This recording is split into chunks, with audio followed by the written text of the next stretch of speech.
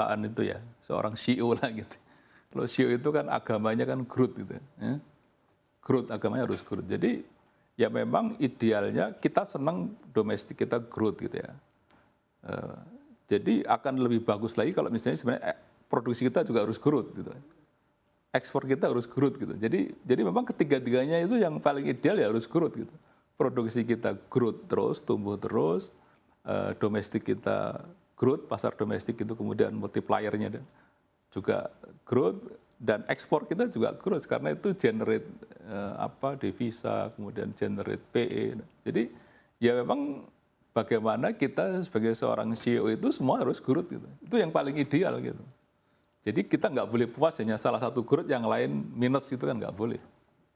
Jadi itu yang mesti harus jadi bagaimana kita di dalam, kalau kita dalam skala perusahaan kan harus segala upaya di strateginya gimana supaya Indonesia ini tetap growth di semua aspek gitu. Produksi, konsumsi maupun ekspor.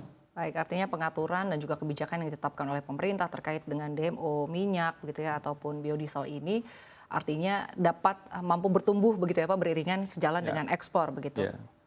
Dan yang satu lagi sebenarnya yang penting adalah karena ini kan satu sama lain kan saling terkait ya. Jadi sebenarnya yang selalu menjadi concern kita ya, kebijakan itu kan harus sebisa mungkin kan konsisten gitu ya. Tidak berubah-ubah karena kan berubah itu kan identik dengan ketidakpastian gitu. Bagi pelaku usaha itu yang penting itu satu, kepastian gitu. Kepastian dari pengaturan dan juga regulasi yang ditetapkan penting. oleh pemerintah ya Pak. Yang tidak berubah-berubah tentunya begitu ya Pak. Walaupun sebetulnya kan berubah itu adalah bentuk dari adaptif begitu Pak dari pemerintah sendiri. Baik Pak, saya ingin ke pertanyaan selanjutnya. Kalau dilihat dari sisi ekspor begitu Pak, untuk penurunan harga CPO yang bisa jadi daya saing untuk meningkatkan ekspor. Sebetulnya jika kita lihat begitu volume yang tidak bertambah, lalu juga kinerja ekspor yang bisa menurun begitu. Apa langkah-langkah yang artinya bisa ditempuh oleh para pelaku usaha untuk bisa ekspor CPO ini tetap tumbuh seperti tadi sudah disampaikan? Ya, sama. Jadi sekali lagi bahwa ekspor ini kan karena kita penuhin kewajiban domestik baru kita ekspor. Jadi kalau barangnya tidak ada, kalau produksi kita tidak tumbuh, bahkan kemudian tadi cenderung stagnan, ya pasti ya ekspor kita akan mengalami penurunan.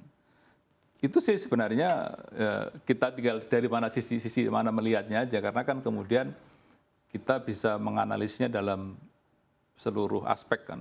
Ada namanya net social economic benefit. Jadi sebenarnya kan misalnya kan gini, misalnya kalau kita menaikkan biodiesel, impor minyak buminya berkurang kan gitu kan. Jadi devisa yang dipakai berkurang kan gitu.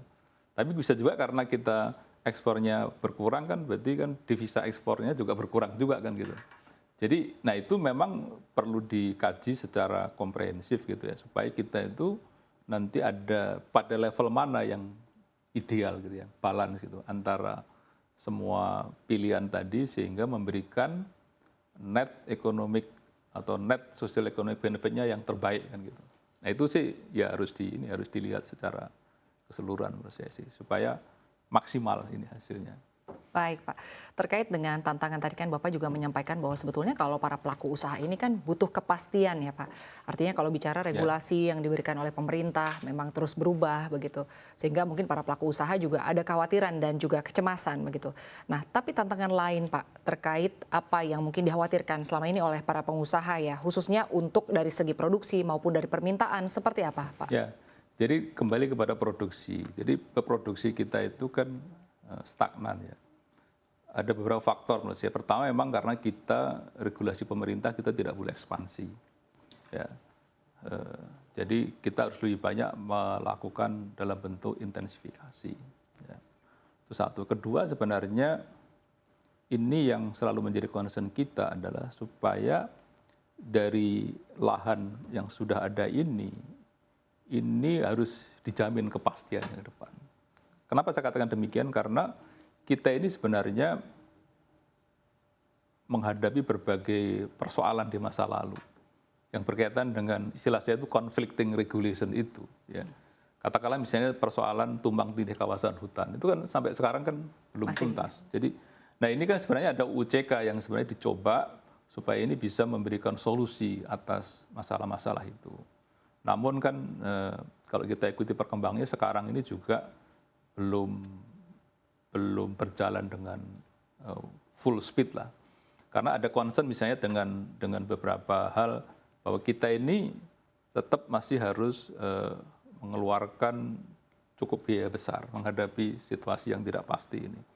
Kedua juga sebenarnya saya selalu minta kepada pemerintah supaya pemerintah itu justru sawit ini kan investasi yang sudah dibangun puluhan tahun yang lalu. Di sisi lain sekarang pemerintah kan bercoba untuk menarik investasi, jualan investasi kepada negara lain untuk masuk ke Indonesia. Lah mbok yau kita ini yang sudah punya investasi demikian besar, ini dijaga juga, dibantu, diproteksi, dijaga. Karena ini sudah ada tenaga kerja yang jutaan ada di situ, ya kan, sudah memberikan multiplier yang demikian besar di situ. Dan ini kalau nggak dijaga investasinya, karena menghadapi ketidakpastian, kan sayang gitu. Baik. Alih-alih kita kemudian mesti nyari investasi baru, ini yang mesti dijaga. Karena jadi ini investasi perlu dijaga ya Pak, betul, harus dengan dijaga, regulasi yang baik. karena tenaga kerjanya banyak, multiplier efeknya sudah cukup besar, jadi jangan sampai kemudian nanti karena ketidakpastian ini, contoh misalnya begini, jadi di urusan perkebunan sawit ini, urusan bisnis di sawit ini ya, sekarang ini banyak sekali digangguin sama diperiksa, di audit lah. Nah, itu salah satu contoh bahwa kita menghadapi sesuatu yang bisnis kok ngadepinya kok APH gitu kan gitu. Bisnis selalu menghadapi aparat penegak hukum, pemeriksaan. Ini mesti salah satu hal yang kita concern dan ini ada menciptakan semacam kekhawatiran dalam berusaha di Republik ini.